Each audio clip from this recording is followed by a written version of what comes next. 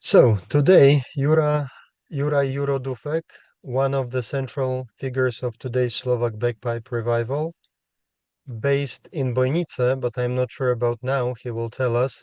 He is known both as a skilled maker of Gajdy and as a performer who keeps the living tradition of Slovak piping on stage and in community life.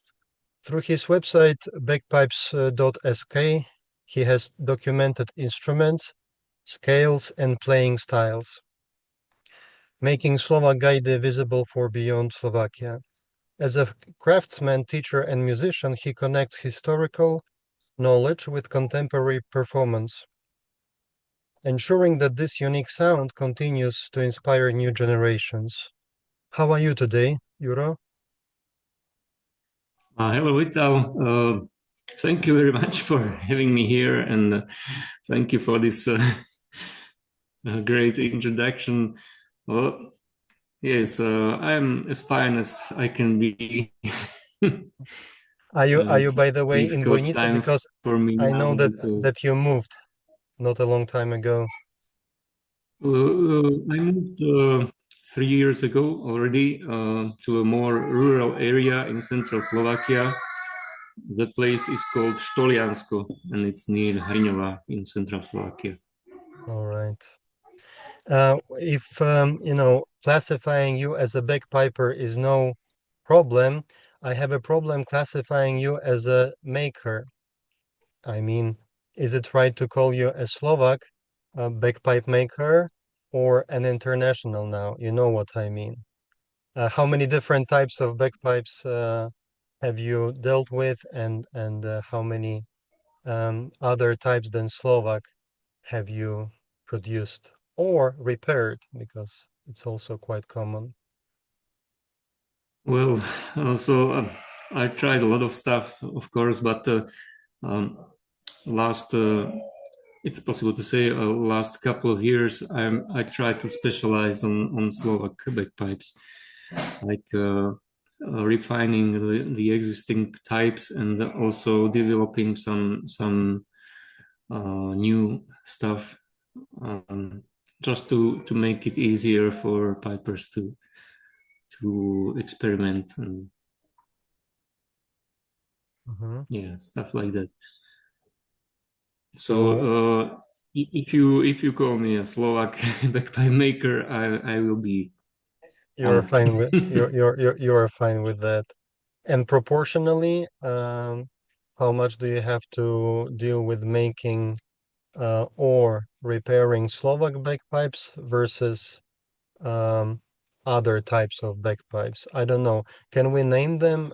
Czech, definitely Polish, as far as I know. Gaita, definitely. Yeah, sure. Bagpipe is a bagpipe, so I can more or less fix anything that comes in I don't know, reasonable terms, but uh, yeah, it's mostly Slovak these days. Yes, Maybe it would be and easier. also in the past I made a lot of what we call historical bagpipes. It's like Medieval. medieval and different types of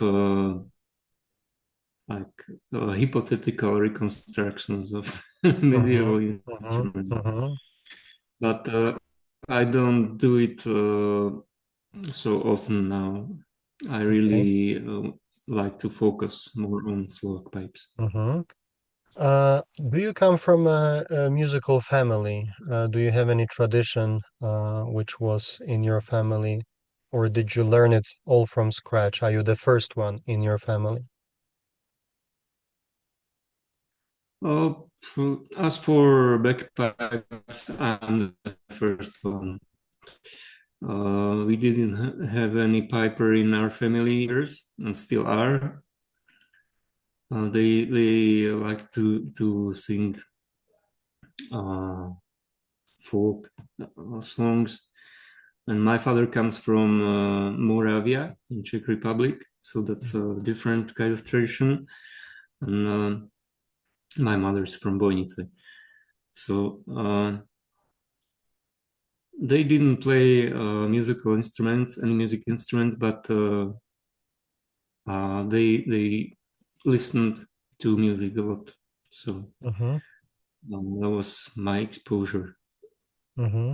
And as for bagpipes and starting to make, I had to do it all, all by Mm-hmm. myself. No tradition in my family.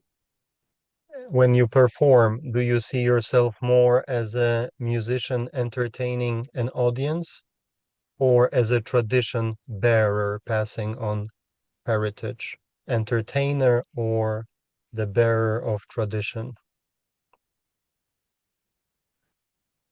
Uh, well, tradition is of course important, but for me it's music, uh, and I don't want to be limited. Uh, it depends. Sometimes you have to play strictly traditional because that's what you are supposed to. You are representing traditional music, so you have to. But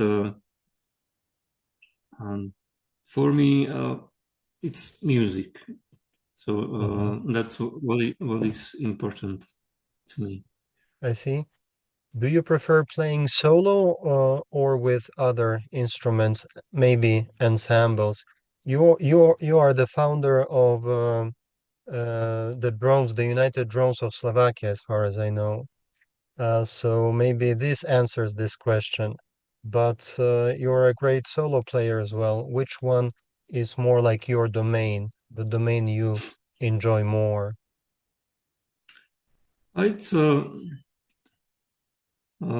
well, it's different experience. I like playing solo. It's I'm absolutely free to do whatever I want. I improvise. I can change the tunes while playing, so I can do a lot of variation, and that's what I like. But playing with a band, uh, with other musicians, that's also great. So I cannot exclude the one or another. I really like both. So, Mm-hmm. and the band you mentioned, the United Drones of Slovakia, well, that started as fun. We just wanted to try something like what we liked very much in Breton music, Asturian, Galician, Scottish. So, but it was we had no like aspiration to be something serious. But at certain time it was really it was really good. But unfortunately, we all have families now, and it's difficult to bring all the people together. It's very difficult. Mm-hmm. And speaking about that, which festivals or performances have been the most meaningful for you personally as a piper? Which ones you remember? Um, Well, of course, in the start, uh, the festivals here in Slovakia, they still are and were really important and very good because uh, it was a chance to meet all the old pipers that were active at the time, and it was really great to have them in one place, all of them, and so you could see and compare their styles, their attitudes. And that's really great. And for me, it was really important to get abroad and see the pipers from other cultures, see their instruments, and this formed a lot of well, my my attitudes in bagpipe making, because I wanted to bring the Slovak bagpipes into a more refined state, like what I saw in the Western countries, for example. So Hmm. that was Any always specific one of any my specific objectives. festivals abroad that you Uh, I can remember forget? festivals in Asturias. It was I think was called Night of World's Best Pipers. Hmm. Hmm. um, Mejores Gaiteros del Mundo, where I met Charlotte Henderson from Ireland, Fred Morrison, Shua Kwamieva, and all these legendary pipers that I was at the time listening a lot, and I sometimes it happened that I played with them on the same stage, and it was really great. And also festival Interceltic Lorient in Bretagne. That was Hmm. really great Yes, experience. Britain is famous. It has a long tradition. Um, maybe 50, maybe more years. Uh, I From wonder if Strakonice is older, but Strakonice, of course, I only missed one edition Mhm, since I started, and I still regret that. But that's really a top notch festival. mhm. I love it.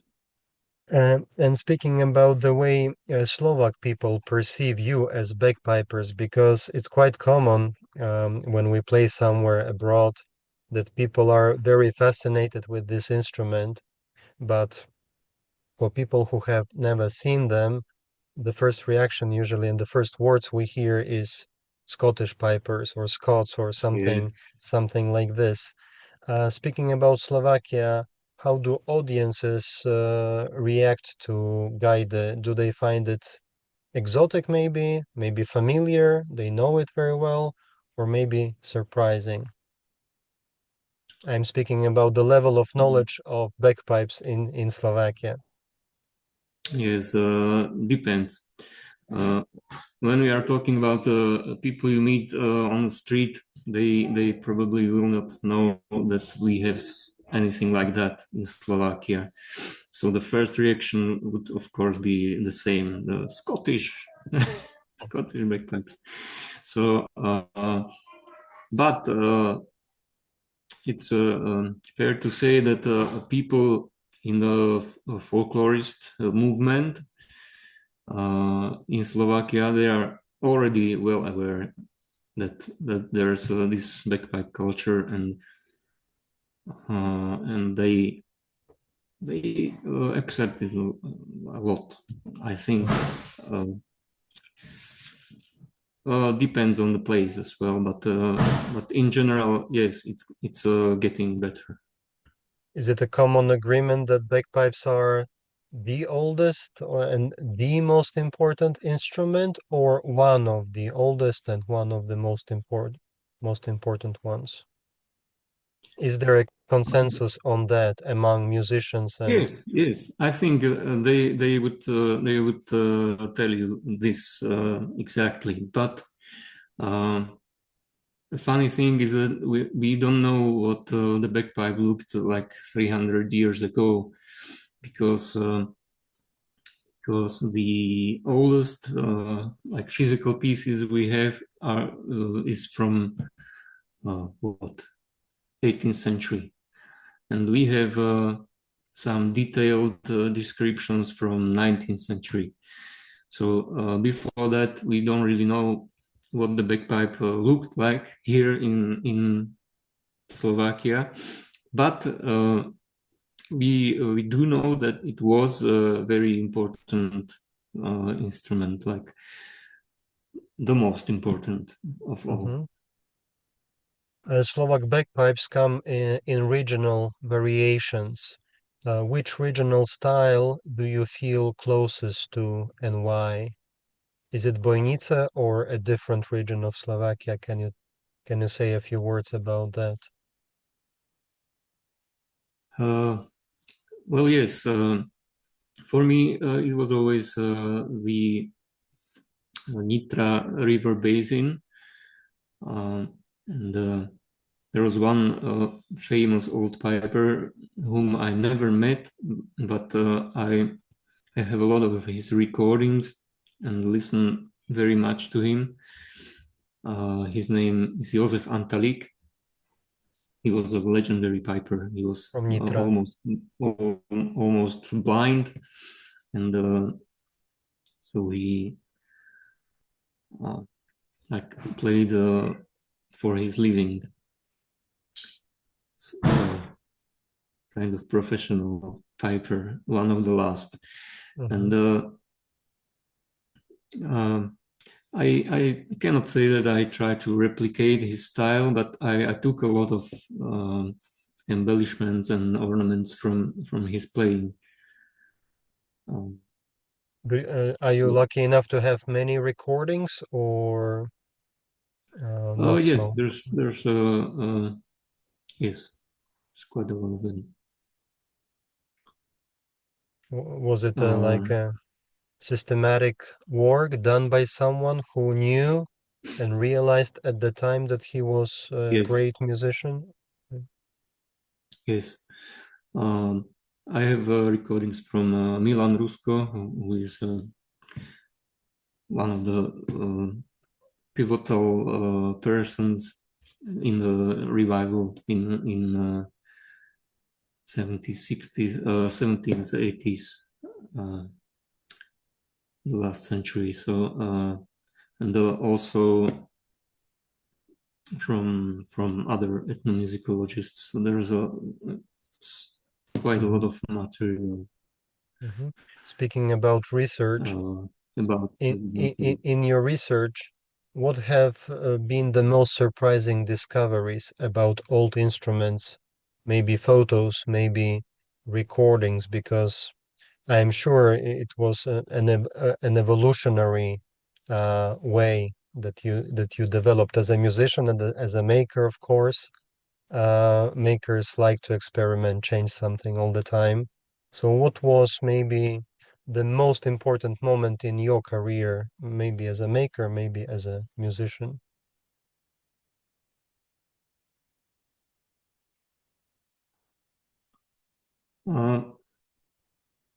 I think what never stops to amaze me is the high level of experimentation with the instruments that you can see in old bagpipes. There are special tuning devices and like construction improvement, like ideas. The pipers they really liked to fiddle with their instruments, like improve, bring in new ideas, like make additional bores in the chanter to make it uh, more voices, more full sounding. So I feel the this kind of innovation and the development was always part of the tradition. So Okay, that's what I that's very interesting because usually it's contradicted with tradition. This desire to experiment and use new materials, and you are saying that it's part of tradition. It's incorporated into tradition. at least I believe that it is very important part of the tradition, because how in the first place would all the different types, original types, develop if there was no experiment, no innovation? It Yeah. wouldn't be possible. We would Hmm. only have one type of bagpipe Yeah. everywhere. And the peak of your experiments, maybe it's not the end, was the bagpipe you brought to Portugal to the festival in Gaitafolia in Portugal. Was it last year or 2 years ago? And it had 6 drones, as far as I remember. Yeah. So it was 2 years ago, and I made some improvement since play 9 reeds at the same time, 9 voices. Um, of course, you don't go 9 all the time because even in the chanter, the melodic pipe, uh, it has stopped ends on all of them, so you can make an absolute silence, Hmm. and then you can choose drone accompaniment, and you can uh, also jump the drones one tone during playing. Uh, yeah, it's still not finished.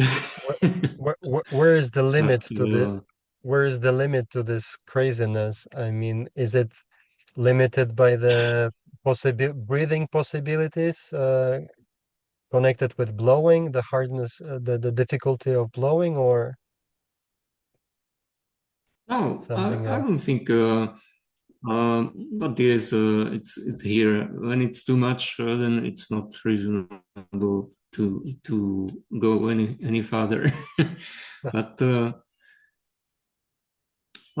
the point is that it's an instrument that you can play the traditional way. Like if you don't do all the fancy stuff, it will sound just like normal bagpipe. So, uh, but then you can um, it has a lot of possibilities, Yeah, harmonic and rhythmic. So I think it is important to try to develop new ideas, even if they don't catch up. It's You have to try, I no think. doubt, no doubt.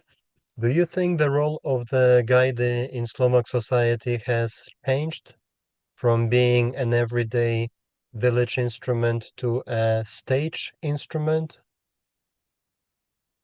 Of course, and also the way of life of the piper, an average piper, also changed a lot. So it's now pipers are like amateur or even semi who play with the bands, and most of them play more than one type of bagpipe, which was in past it wouldn't be possible, and they have instruments in many keys and different, and yes, of course it changed a lot. Mm-hmm. Yesterday, when I spoke with Lubo Tatarka and I asked him about the hardest part in making bagpipes, he said it's reeds, and he mentioned that his reeds are made by Juro Dufek, that these are the best reeds, and he doesn't like making this part, and he depends on you as a maker. So now I have an opportunity to ask you, as a maker of reeds, uh, what's the hardest part for you then, that you struggle with?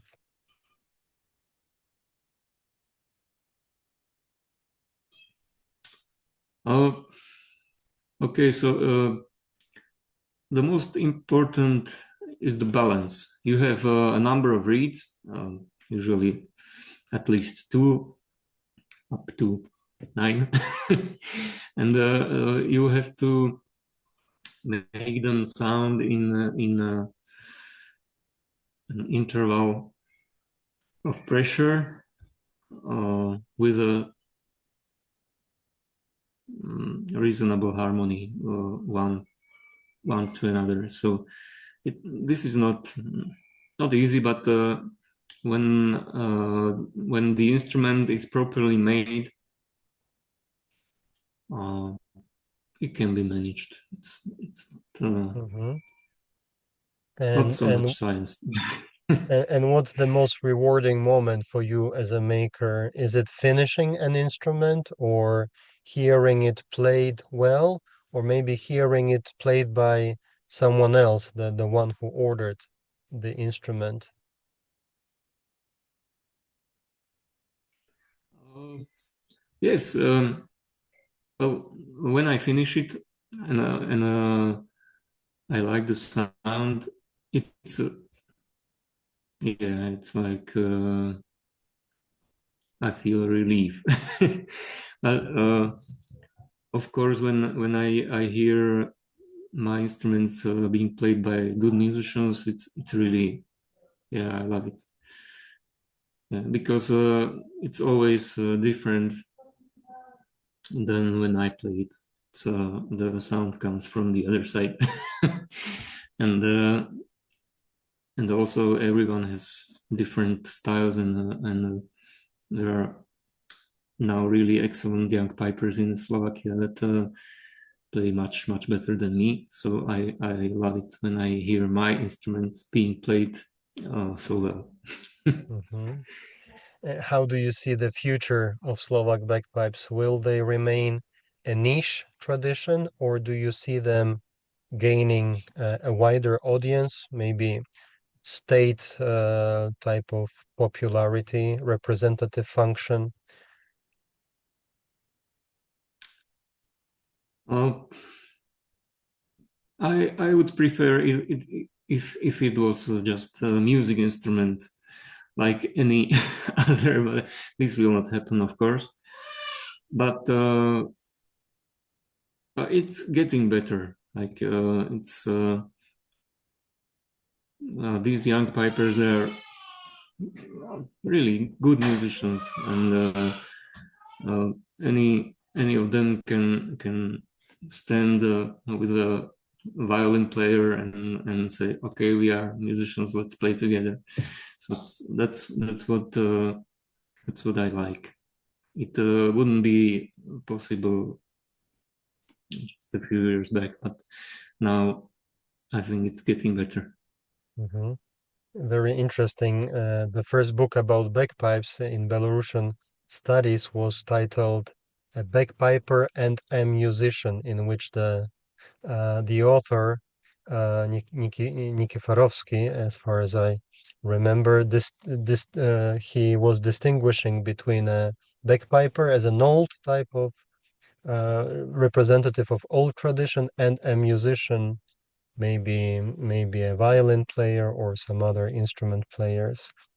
Um, so if the instruments can play together, it means that those instruments, that the players are musicians. Uh, and Slovakia, speaking about popularity, is the country with a lot of support from the state, I suppose, at least from my perspective. Um, you have that bagpiping center in Oravska Polhora, which serves as an embassy of bagpipes, since your bagpipes, your the culture of bagpipes was recognized on the UNESCO list. It looks very well from the outside, but I don't know how does it look from your perspective? Well, this is a really great achievement for me. It's absolutely marvelous because um, you know it's always um, like um, I had people from other countries asking me why, what's so special about your bagpipe that you made it first in the in the list, but I cannot say. For me, everything is special. It's like if you are asking what is so special about your wife that you married her? It's and they are Everything. expecting me to say, well, I don't know. She cooks, she can bake bread, and that's it. Yeah, Yeah, she's the greatest person in the world, and yeah, also Slovak bagpipe is for me the yeah. most perfect. No, because That it's ours, that's and so we cool. love it. So That's so cool, and the metaphor is so cool. You're so emotional about your bagpipes. Really nice to hear. What advice would you give to young people who want to start playing the Gajdy? Do you teach as much as I don't know Lubo Tatarka does, or you concentrate on making more? I used to teach a lot, but not really anymore because since I moved, I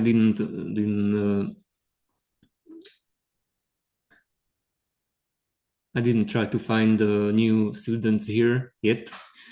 Uh, because of the family, we have two very small kids, so it's I difficult heard to some voices in find. the background, Yes, yes, like yes, drones. always.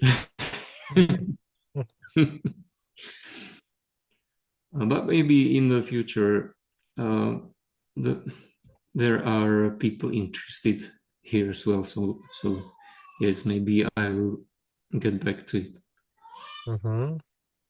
Thank you. If you could describe the essence of the Slovak bagpipe in one phrase or feeling, you already told me that it's an emotional thing, very dear, something very dear.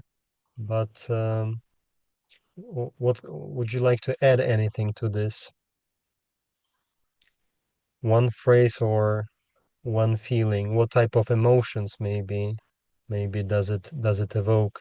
In Slovak people, first of all, is it for every Slovak? Maybe it's still for the chosen ones. What do you think?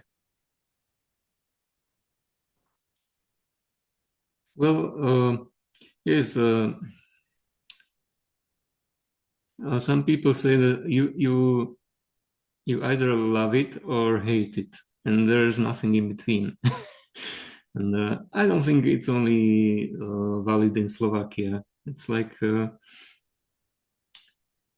but Yes, it's universal. It pays for all types of bagpipes, I think, because yes, I observe two radical reactions in most cases. Either like, oh my God, what a lovely instrument, to total like I wouldn't be able to listen to this longer than 2 minutes or yes, something like this. Same in Slovakia, yes. even though you For even though me, you have it in uh, your genes.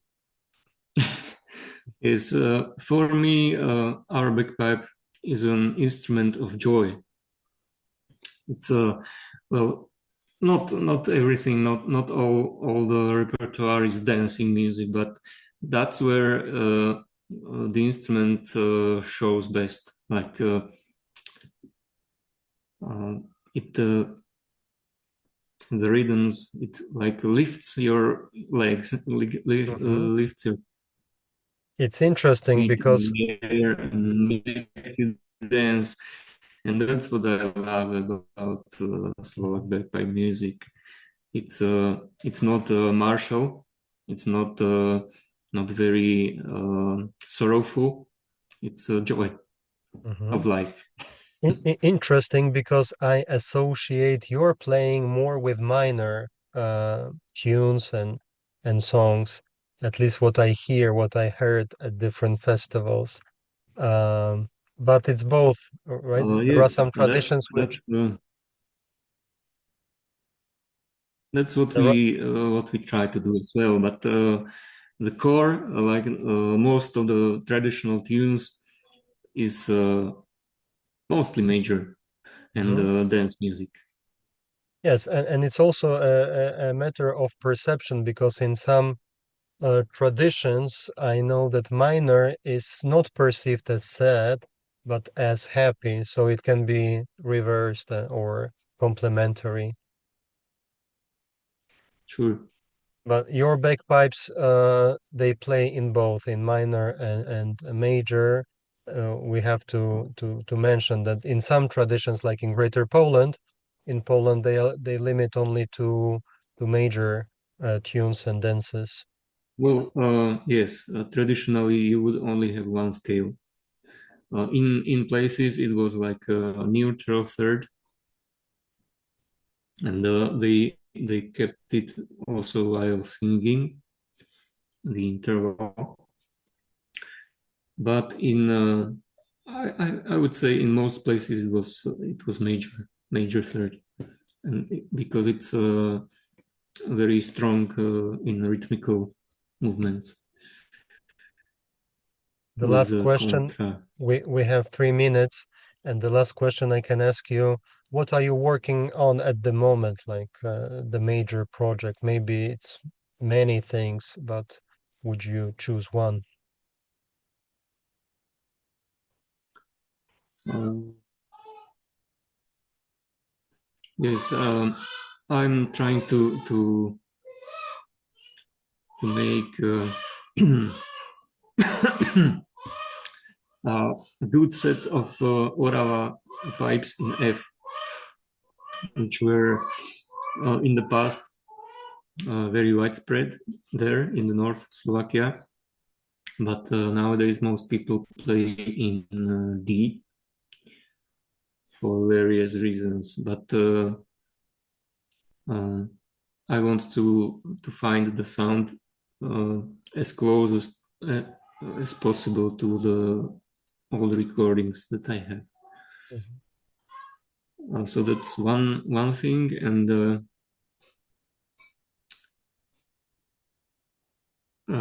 yes, I have a couple of new inventions that I would like to try, but Keep a that will, secret. of course, be in my free time only. So, Yes, yes, because primarily you're a father of two small babies now. yes, yes. Well, Juro, it was a wonderful conversation, full of interesting points. Thank you very much for finding time, and hopefully we will get back to the continuation of this conversation sometime later. So, thanks a lot and take care. Say hi to your wife and family and babies. Bye bye. Thank you very much, Vital. It was really pleasure.